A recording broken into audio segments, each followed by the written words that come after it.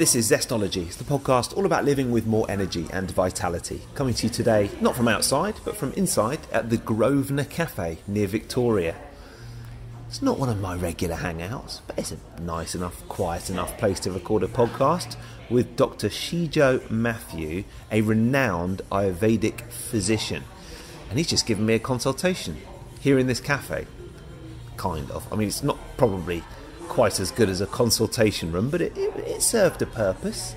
And if you're interested in Ayurveda already, I think you're going to love this podcast. If you're not, but you're interested in getting an extra 5 or 10% just by making a few tweaks in your diet and maybe the supplements that you take, or maybe introducing some different herbs and spices into your diet, then Dr. Mathew is the man to explain. So let me explain what happens in this podcast. He starts off by talking about what Ayurveda is, and then he explains these 3 principles of Ayurveda, which is, let me see if I can get it right and remember, Vata, Pitta, and Kepha or Kapha. Oh God, I wasn't paying enough attention. Anyway, he'll explain that. So that bit's kind of that's right at the start of the podcast, and it gets a little bit technical for a few minutes, and then about 7 minutes in, it's the consultation. And be prepared, there is a little bit of stool talk. I can only apologise for that. I tried to keep it to a minimum, but you might not want to eat your lunch while listening to this, but there's not really very much of it, don't worry. And he takes my pulse and he inspects my tongue and all sorts. Do you know what? It is fascinating, and it all ties in with themes that have already come up on this podcast. The stuff that he was saying, I was almost amazed when he asked me a couple of questions. I was like, how do you know that? So this podcast is all about living with more energy, and I think that Ayurveda and Ayurvedic principles might be worth looking into. Dr. Mathew helped Jasmine Hemsley with her hugely successful new book, Jasmine wrote all the recipes for it, but as he'll explain, he helped with, just as a kind of consult with the Ayurvedic principles part, just making sure that it kind of all tied in correctly. So absolutely fascinating, really knows his stuff. One of the world's top experts in Ayurveda, and particularly in this country as well. So I'm very honoured to meet him and have him take my pulse. You can see pictures of Dr. Mathew taking my pulse in the Grosvenor Cafe on the website TonyWrighton.com. And here he is, Dr. Shijoe Mathew on Zestology.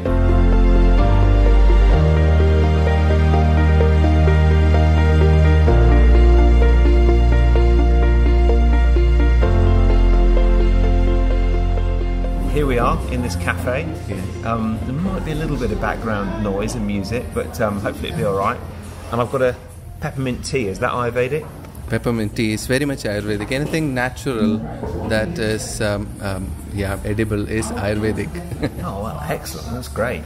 So perhaps, we have done one podcast on Ayurveda before, but I still find it, I'm really interested, and I would find it quite hard to explain exactly what it is. Yeah. So perhaps we could start by, what is Ayurveda and Ayurvedic principles? Definitely I can explain. I think Ayurveda is supposed to be a really simple science, purely because I think 60%, 70% of Ayurveda is not practiced by doctors in a hospital setting.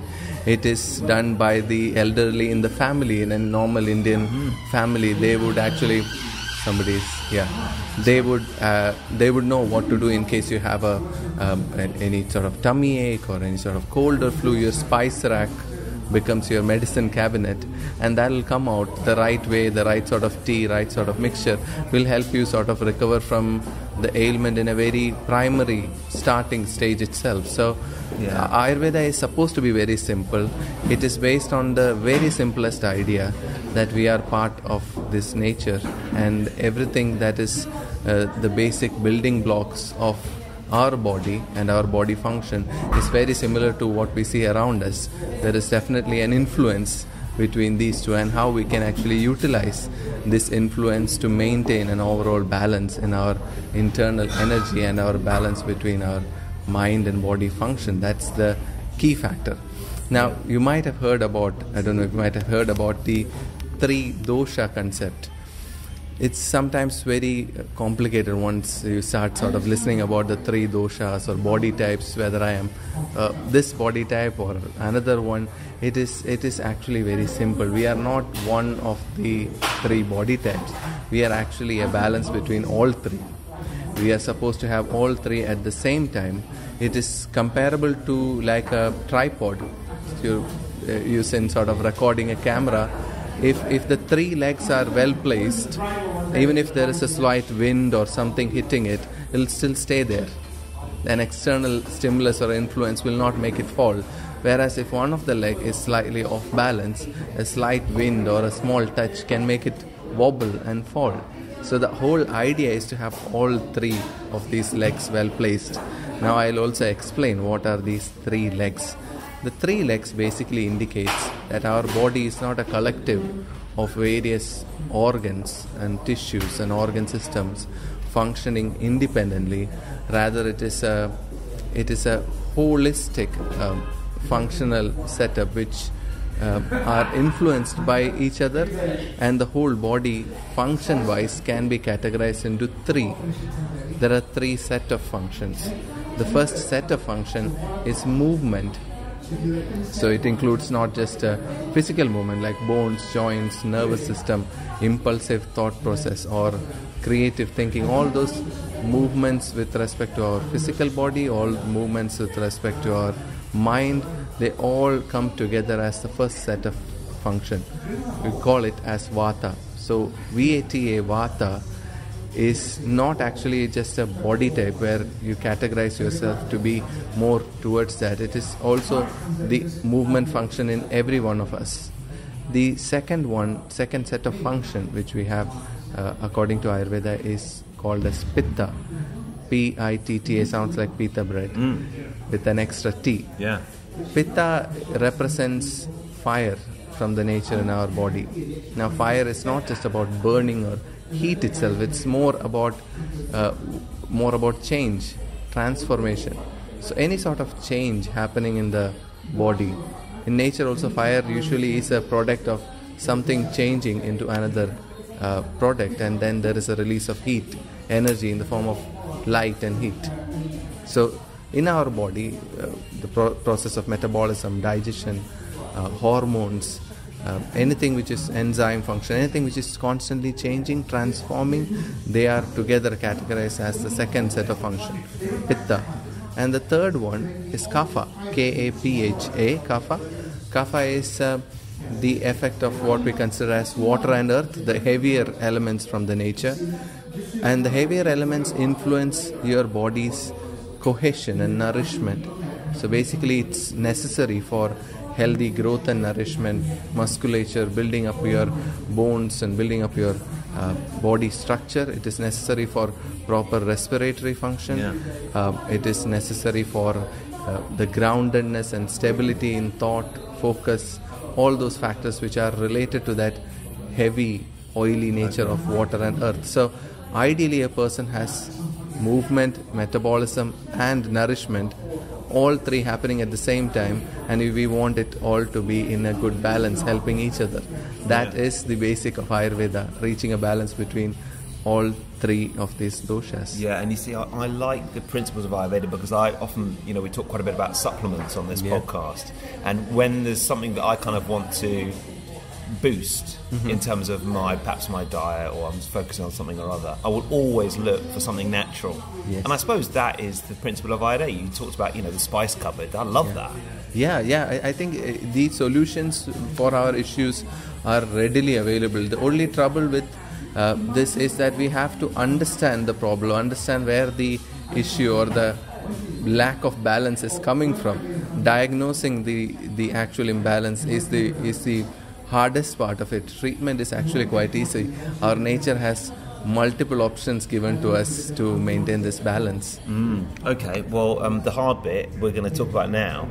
If you were to do a consultation with me, you probably wouldn't be doing it in a busy cafe near Victoria, but you are. Yes. But it doesn't have to be a full consultation, but I think it's really interesting to know how would you go about it and what questions would you ask me and then what would you recommend? And I know you're obviously interested in this balance between Vata and Pitta and Kapha as well. Yes. So the diagnosis in Ayurveda usually involves understanding how the body functions in regular day-to-day life, but at the same time also how it gets influenced when you have different sort of a dietary pattern, when external factors like weather or stress, anything, when it influences you, how it changes, and also seeing whether there was any particular health tendencies, any particular affinities towards, it could be taste, it could be temperature or aversion. So we try to sort of analyze whether there is a trend. I usually compare, like, Ayurvedic doctors are super generalizers, exactly opposite to super specialists, who would look at one specific issue, go deeper into it. We would try and look from as far as possible, try to have a thought that whether this pain in the knee and the constipation tendency has anything to do with each other, and then not stop there, go one more step further, try and see whether there is something in the nature, in the environment around you to balance that off, to include into your regular lifestyle. So, and that might be stress and stuff like that as well, right? Definitely. I think London, Victoria, when you are here, I don't think the influence of stress is something it'll be foolish to ignore. Definitely. And actually, this is quite funny because you're calming me down right now because I'm selling my house today. Okay. And I just had a call. It's literally all going through today, and I just had a call before I saw you, and they were like, "Yeah, they've just raised a query. There might be asbestos in the roof and all this kind of thing." I'm like, no, it's supposed to be going through today. So I need a little bit of calming down. Yes, definitely. I don't think you being stressed will take care of that query at all. It doesn't have anything to do. Most of the time we get stressed. Most of the time it is a good thing to actually have the stress, because stress will mindfully strain our system into finding out a solution. What we do wrong most of the time is not addressing towards a solution, rather than just beating around the bushes, or just sort of wiping the things into the back of the cupboard. Which is not always good. If we find a solution, stress is actually helpful. Otherwise, human beings would have been resting in a nice cave. That's true. Yeah, that's true. So how would you do it? With the consultation, what would you ask? So the consultation, the main key function which we always analyze is the digestion. So we would ask questions. Okay, you're going to ask me about my stools now? Yes, everything. There is no boundaries or no restrictions. Great, I'm sure that everyone listening is really excited about that bit. Yes, this is a pure logical thing to do, because at that time, 2000 years ago, there was no machines or anything to actually go into the, like cameras to go into the gut and see if there's something wrong in the mucous membrane. Yeah. We would have loved to do that if we had the facility, but the only available means is to ask the person to stick out their tongue to see the mucous membrane on the tongue. Yes. So I'm sticking that out now. Yes. And what can you see?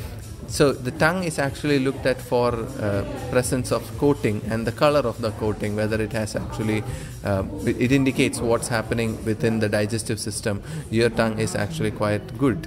Is it? I should say it on record. It is good? You're not just saying it for the podcast? No. Oh, it's good. That. Yes, I've seen. You've seen a lot worse, have you? Yes, and also ask about the bowel habits to see whether there is something that is concerning there. Yes. Yeah. So I've got some interesting news for you on bowel habits, and I'll try and keep this as delicate as possible in case anyone's listening and they're eating their lunch. I've recently been I've changed my diet a bit, and I've been following what is known as a low histamine diet. Yes. And I think this really quite ties in with Ayurveda, which I'm quite interested to talk to you about. But what I've been doing is eating foods that are low in histamine and taking some histamine supplements as well, including stinging nettle and quercetin. Yes. And here's what I've noticed. My digestion seems to be better. It's completely different. In a good way, I hope. In a good way. I think it's I think it's a good thing. Yes, definitely. I think the first thing that will respond to when you do an Ayurvedic routine also is your bowel habits. The frequency, I would say the color, consistency, smell, all of this would change before you would start experiencing a benefit from Really? It would change before? Which would change before. It will be the first response, whether the body is trying to cleanse or sort of nourish better. It will always have an influence on the bowel habits. Interesting. If you pay attention to the urination, all of these would actually change. Yeah, that's natural. So I will ask you questions about diet and digestion. I will also ask you questions about a tendency towards any health issues. We'll also look at broadly at any particular sort of tendencies towards feeling cold, hot, warm. Yes. Reaction. I really get very cold hands and feet. Yeah, so that's actually an important cue for us to explore further into questions related to that. So, like a very cold left hand, especially, even more cold than the right hand. Yeah, so extremities being cold has nothing to do with, say, core temperature, how the body generates temperature. It has more to do with how the temperature is being moved or displaced through the body. And if you remember from how I explained Vata, Vata is about movement. When that is affected, when there is factors affecting it could be even stressful factors, then the circulation gets affected and the movement of heat generated in our core won't be sufficiently moving towards the farthest from our pumping organ. Right. So hands and feet will be. And also, if you notice, sometimes earlobes are also a place where coldness can affect quickly. So my Vata is something that I need to work on. Yes, this is not the only things we would include in a diagnostic process. We would also do along with the tongue, checking the tongue, we'll also check your pulse to see whether the circulation is actually behaving in a certain way. The pulse usually tells us by the nature of the pulse. Okay, you want to check my pulse? Yes, definitely. Yeah. Well, so before I'll give you the bracelet free hand. There you go. Yes, and I would like to know whether you had any stimulants, any coffee or any food that would sort of stimulate you just before the... I had a coffee at about 12 o'clock. Okay, nothing after that. Did you have your lunch? I had a kind of snack. I had a coffee, but I had a bulletproof coffee. Okay. I'm not sure if you'd approve of that or not. It's got butter and MCT oil in it. Yeah.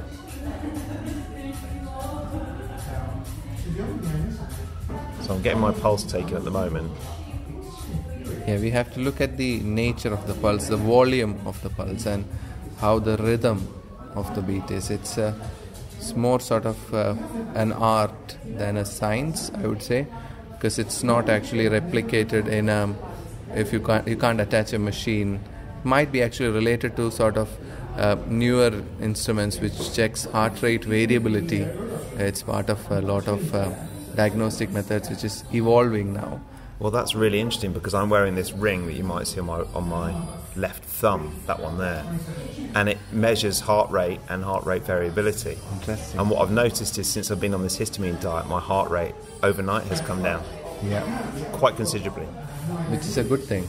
Very good, yeah. Resting your heart in a way. Well, the heart rate variability over the last year or so has been dropping every month, and the heart rate's been going up. So I've been trying to figure out what it is, which is why I've been trying the histamine diet. Right. Some people might not worry about this stuff, but this is why we do zestology. To try and sometimes it's people who feel really ill and need to get better, and sometimes it's people who feel good like me but want to feel excellent.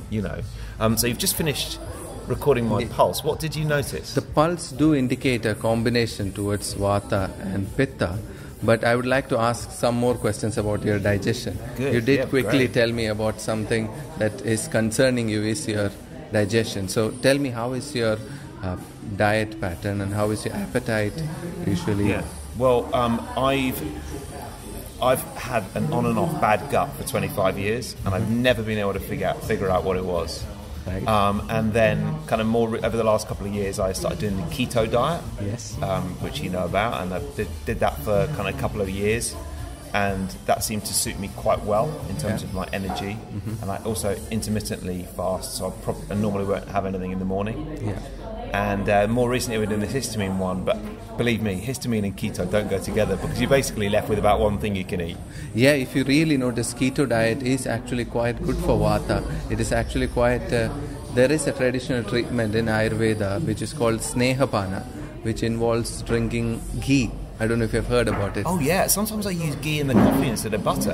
Which is I excellent. love ghee. Yes, ghee is actually a quite versatile product. It's used in cuisine, it's used in medicine because of the same property why it's used in cuisine. It absorbs all the effect from the herbs and it can quite sort of charge itself into the sort of a value of a lot of herbs into a tiny spoon of ghee. So we use it in making medicines, we use it in treatment procedures. Snehapana treatment involves sort of replacing a certain time of your meal with just ghee, and that usually almost replicates how the body goes into a ketosis.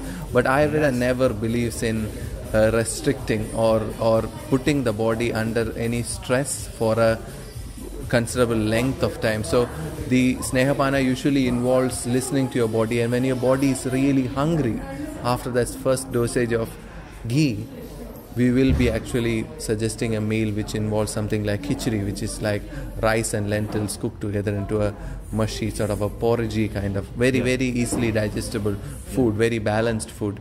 And the amount of ghee will be increased to double its quantity every next day to see how so your you body... would melt the ghee and have it on its own. Yes, as the first thing in the day. I think mixed up with a bulletproof coffee might be better, but presumably that you'd rather it was on its own. It is not done for its own benefit of taking the ghee for that day. It is done as a preparation towards something bigger, which we call as Panchakarma, like a deep cleanse, which involves sort of Panchakarma, the word means 5 different cleanse.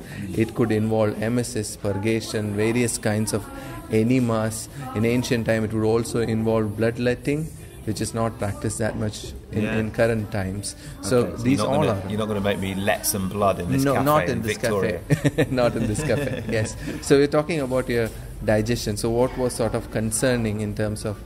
I mean, there's been times in the past where it has just been so inconsistent and I just haven't been able to tell why. Certainly gluten, like I would know if I ate a pizza or beer, that would be really bad. But sometimes it would be... it was just very hard to tell why. Certainly alcohol makes it much worse, especially red wine. I can really react quite badly to a few drops of it. It's been hard to... And funnily enough, since I've been doing this histamine diet, that smell and that type of bad stomach has gone. Excellent. I think is there any acidic symptoms, like you feel reflux or burning tendency? No. Not any headaches at all? Yes. What starts the headache? What triggers it? Well, actually, the reason I do this podcast is because a few years ago I contracted a virus in the jungle in the Philippines. I spent 3 months in bed. And the biggest symptom I had was a post-viral kind of headache syndrome, which felt like a kind of constant pressure on the forehead. Did that virus give you any skin symptoms at all? Yes. I looked like really just like massive flushing, like rashes on my stomach and my legs. Which is what the pitta is telling me from your pulse. There is some sort of slight heat imbalance still present. If you're not seeing it, it is purely because of your care and your diet. If you do something wrong, it will show up. That's what your pulse is telling. So you have to be very mindful of what you eat. What we consider as pitta or fire aggravating is acidic kind of food.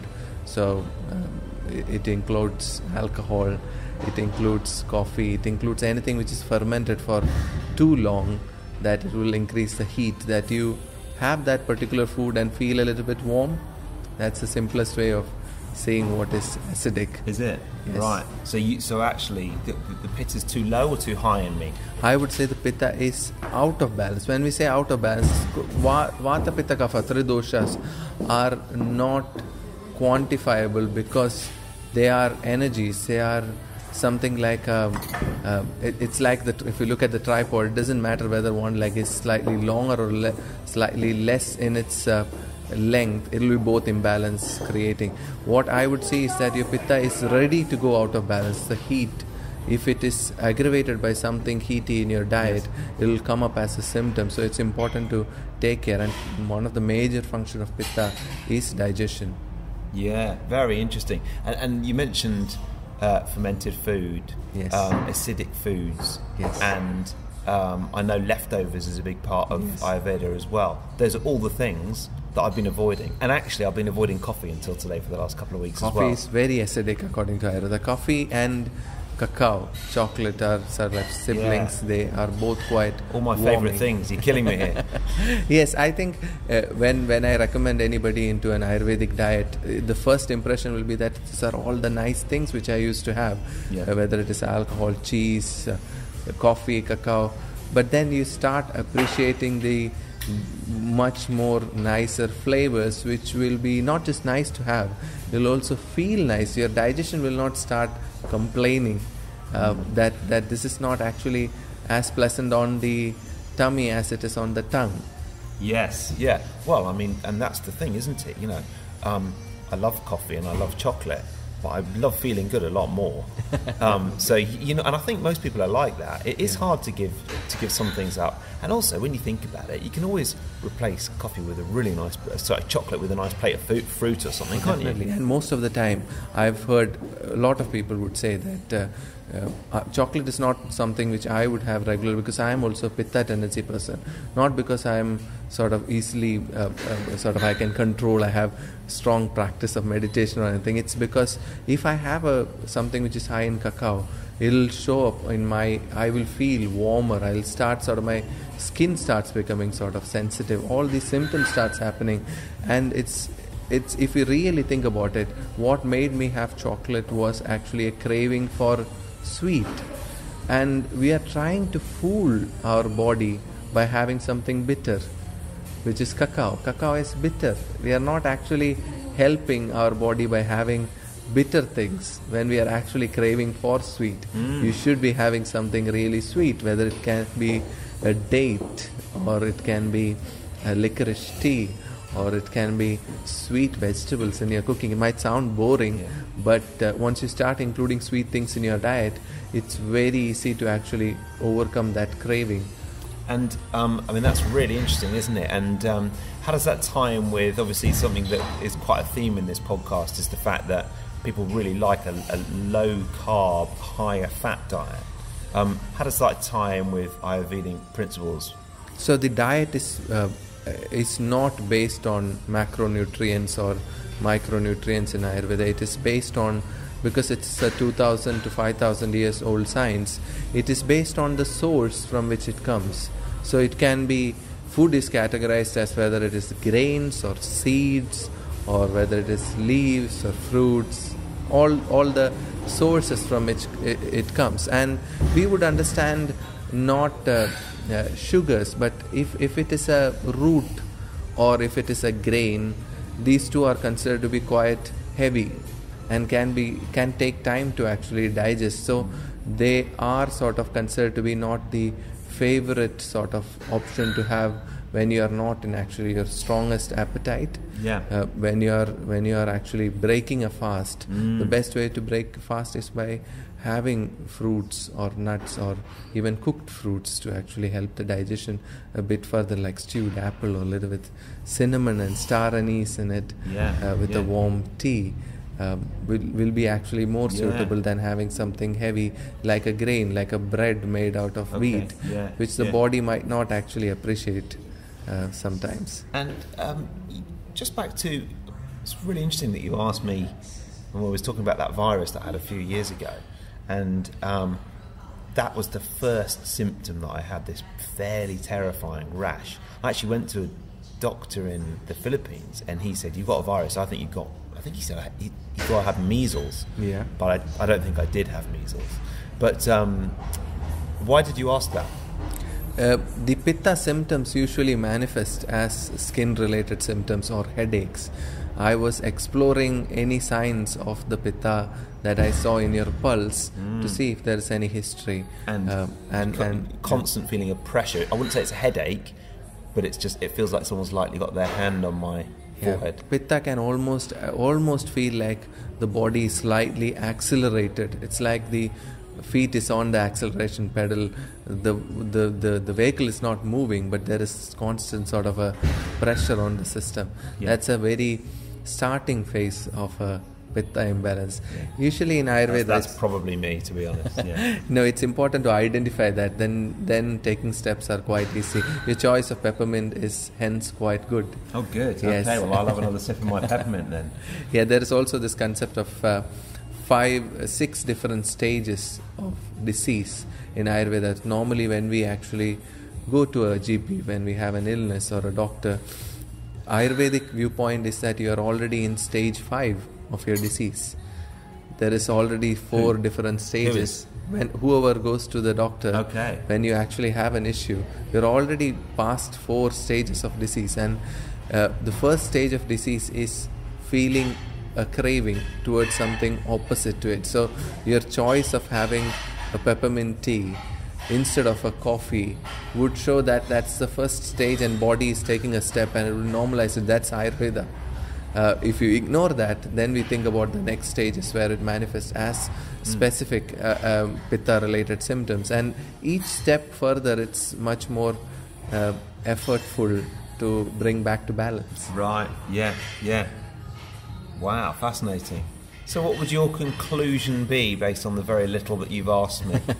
I think it's a journey, it's a pathway that you have to follow. I think 2 qualities related to vata and pitta has to be always kept in mind.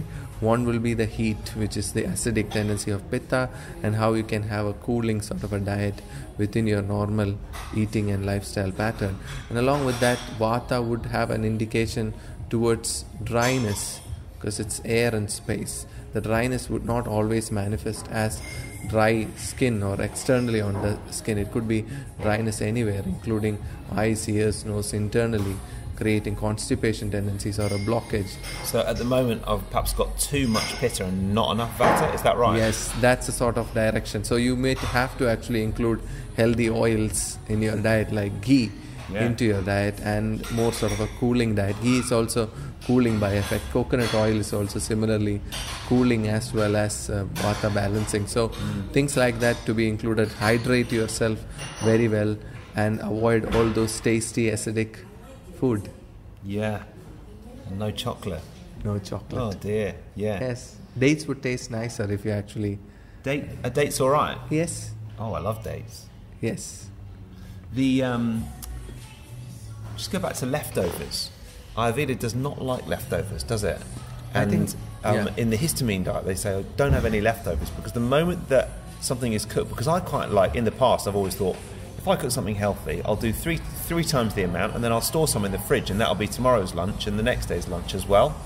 But actually, in histamine, they would say that's accruing bacteria. Is that the reason you wouldn't say leftovers are very good either? Yeah, Ayurveda usually recommends everything cooked from scratch, cooked freshly. It's also related to that process of fermentation and bacterial growth that would happen, and it would increase the acidic tendency in it. And I wouldn't say that you can't actually store food at all. There are methods of storing which would prevent build-up of bacteria, which is how we used to store things like pickles or things like that. And also food which are not very rich in carbs, which are not sort of like made of root vegetables or rice or grains. If it is sort of a dal or a protein content, it might not actually ferment itself. You might be able to save yourself some time by preparing a dal soup and store for a day maximum, not more than that. And you're not keen on fermented foods either? Yogurt, anything fermented too long is acidic. Yogurt, if you are buying a smaller pot and using it up as soon as you actually open it, it's actually not too bad considering all the nutritional benefits of it. If you actually buy a big sort of a bucket kind of thing and then keep it for many days, it'll ferment too much and it'll be really acidic in its effect. Right. So a smaller yogurt is better than a larger yogurt. If you have a big family, too many people eating too many yogurt, then a big pack is fine. Well, you see, this is the other thing. I love yogurt. I love coconut yogurt. Yes. But then I realised it's fermented. Coconut products, all of them are considered to be naturally a bit cooling. So fermenting might actually tilt it towards warming, tilt it towards slightly pitta imbalance creating, but still it's from coconut. So you might actually be able to have it occasionally in small quantities. Yeah. Fantastic. So what about you then? You're based in Haywards Heath now, aren't you? But Yes. you were, for many years, based at Ananda in the Himalayas. Yes, exactly. I was working in Rishikesh, which is about 40 minutes of a flight. I'd love from, to go there. Yes, it's a foothill of Himalayas. Yeah. It's a beautiful place where the Ganges starts flowing. It's even before that, but then the different sort of tributaries come together and becomes the Ganges as we know it just before Rishikesh. And Rishikesh is the place where Beatles came to learn meditation. Yeah. It's a good way to Amazing. actually relate to the place and remember the place. Now, Ananda is a destination resort which focuses on treatments and well-being through Ayurveda and yoga. There's also a strong element of meditation and Vedanta, which is Indian philosophy. So all of I basically want to go there now, do Ayurveda for a week, eat nothing but ghee, and do loads of yoga. No, it's something we would always say that it's not just 7 days of experiencing it. 7 days is actually where you experience it just enough to learn, and then you actually are on a path. You are actually set on a path which you will be able to sort of continue. Yeah. And I know you still work with them now, but what do you do in the UK apart from that? Do you see clients here in the UK too? Yes, I work from Haywards Heath. I practice Ayurveda. I consult patients who have chronic illnesses and guide them towards a right diet, a right sort of activity pattern, a healthy lifestyle, and any herbs if necessary. I've been fortunate that in last 2 years I've been practicing here. I've suddenly seen that very good quality Ayurvedic herbs have become available through various sort of companies based in London and around. So there is sort of a good amount of practice that I do in Haywards Heath and Brighton. I am still working with Ananda, and we are doing something very unique, that we are going to offer any sort of clients who visit Ananda and wants to continue or get a follow-up or ask for a question related to Ayurveda once they're back in UK, we're going to make that possible through sort of my practice in Haywards Heath and Brighton. Yeah. And when you say herbs, would that be in pill form as well? I don't normally like pills. You don't? No. Is that not an Ayurvedic? You'd rather have it in a tea or in food? Yes, I would rather have things in its most natural form, which will be in its dried powder form, which means that there is no need of fillers or binding agents. Yes. And it would also mean that the right dosage can be given, whereas pills are quite small in quantity unless it is an extract, which is also something we won't recommend in Ayurveda, because we believe that the plant is wholesome in its natural state, and one thing which gives benefit is balanced by something else which might not have a benefit, but it is preventing a side effect or a complex other effect which is not required. We prefer more sort of pure plants. I always say there is only one difference between food and medicine. It is basically the taste. Right. In Ayurveda, that's actually really that's the simplest way of saying it. If it would have been tasting much better, you would have it in your everyday meal. This is something which might not be tasting that good, but it's that's why we call it medicine and prescribe it to you. It's amazing, isn't it, that it's that banging door. It's a very windy day, isn't it? And that banging door is starting to get quite violent. So I'm going to wrap this up fairly soon. But it's a Vata day. It's a Vata day. The wind and the cold and the dryness. Yes. It would aggravate anybody's anxiousness a little bit.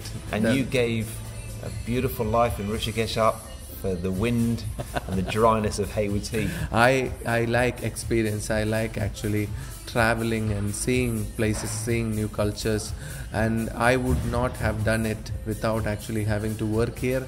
I would not have actually come to England just to see. That's just me. Yeah. Well, it's great that you have. And something that I've asked everyone on this podcast is, what is one book that you would recommend and one tip for living with more energy and vitality? That being the topic of the podcast. Oh God, yes. There is the one tip. I'll start with the tip, and I might not actually stick to just one book. I'm going to give 2 books, if that's all right. Fine, yes. We'll allow that. The one tip I would give is to eat only anything when you're hungry. If your body is not asking for it, just don't eat because you have to eat in that particular time. Your body tells you. Your system is much more intelligent than we actually assume it is. With respect to the books, I'm recommending two purely because you need to look at the theoretical and the philosophical aspect. There are very good books for that. And the practical aspect of having a cookbook or something which is based on ingredients that are easily available in UK rather than available in India or having to ship from India. So the philosophy wise, I would suggest a book called The Ayurveda Life by Dr. Vasant Lad. It's more sort of the philosophy, the theory behind it, the three doshas, how would we identify it and how it should be pacified in our daily lifestyle. Dr. Vasant Lad has written a lot of different books on various topics like herbal remedies and home remedies and everything based on Ayurveda. All of them are recommended. In terms of practical applicability, there's a very new book, East by West, by Jasmine Hemsley. Oh yes, yes, she has done a wonderful job in We've getting. Got that at home, I think. Yes, I've got one at home. In fact, I was working with some parts of the book, and I know exactly the effort. So she kind of consulted with you to check that she was getting the Ayurvedic principles right. So I'm not an expert in recipes at all. I'm the last person to ask about actual recipe or cooking, but the last part of the book, the final part of the book, which had a Ayurveda Explained section, we worked together into checking and making it relevant and sensible according to, not just based on the Sanskrit scriptures which are 2000 years old, but also to our current lifestyle and current available ingredients. So we worked together on that last few bits of that book. The recipes are her wonderful experiences and creations, and they are all quite simple, at the same time very authentic recipes with ingredients that she knows will be available in UK. That's really cool. I'm going to go back home tonight and have a look at that. Yes. And I was just thinking, isn't it incredible that all this knowledge has been around for so long, but with modern kind of perhaps more pharmaceutical approaches, we forget a lot of this stuff, don't we? Or we ignore it. The knowledge that has been accrued and accumulated over centuries of families. Yes, definitely. I think the power in this science is so much that whatever happens, it will sort of surge up when there is a requirement. It will be available. It will be something that we always fall back on.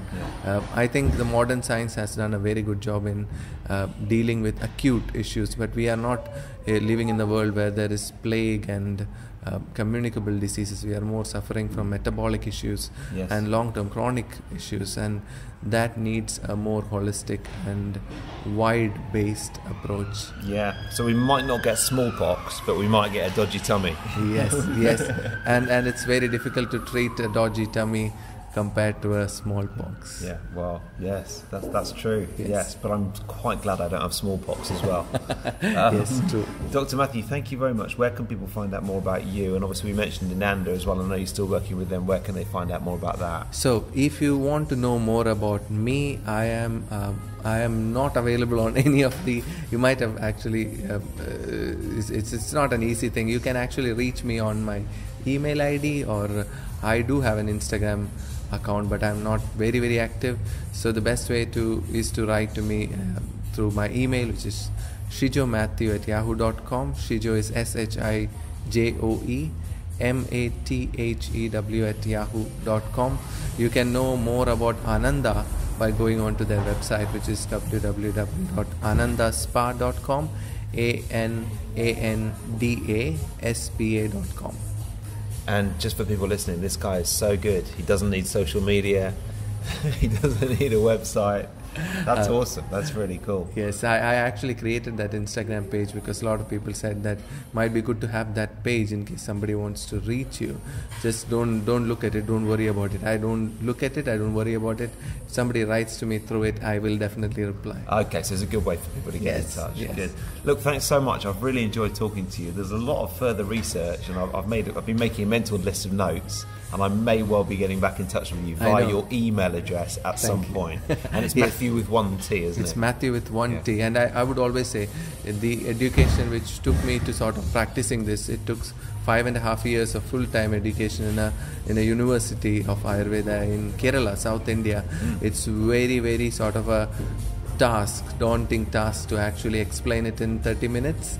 But I think I tried my best, and I hope it was helpful. I think you've done a 10 out of 10 job. Dr. Mathew, thank you very much. It's a pleasure to be with you.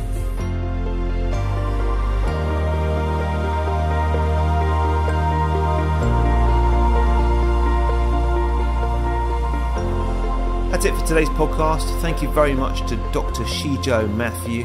I'm still here at the Grosvenor Cafe sipping on my peppermint tea. And a quick reminder, if you would like to see more photos like the one of Dr. Mathew and I in the Grosvenor Cafe, and also get the 3 Zesty Things newsletter, I feel like a lot of energy goes into that at the moment. It takes me far longer per week than it really should do. But firstly, I quite like doing it, this Zesty newsletter that I send out every Monday morning, and secondly, it kind of collates all the different things that I've been kind of looking into for more energy and vitality, the experts that I've been speaking to, the gadgets that I've been trying, the supplements and so on. And it's just a load of links that you can click through and see what works for you. So yeah, it does take quite a lot of time, but it's worth it. I enjoy it. It goes out every Monday morning, 8 a.m. UK time, probably about 3 a.m. if you're in the US. But yeah, it's TonyWrighton.com, and it will be immediately apparent how you can sign up for that. Okay, well, from the Grosvenor Cafe in Victoria, thanks for listening to Zestology. Have a zesty week, and I'll see you next time.